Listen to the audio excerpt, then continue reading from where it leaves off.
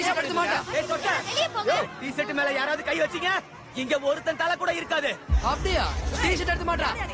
நீ எத்தனை பேரோட தலையை வெட்டி நானும் பாக்குறேன். ஏய் அவன் டி-ஷர்ட்ரா. ஒரு அப்படி ஒருத்தனா இருந்தா வாங்கடா. ஏய் சொன்ன கேளு கீழ வா. டி-ஷர்ட் எடு கீழ வந்து. அவன் டி-ஷர்ட் எடுக்க சொன்னல. வாடா.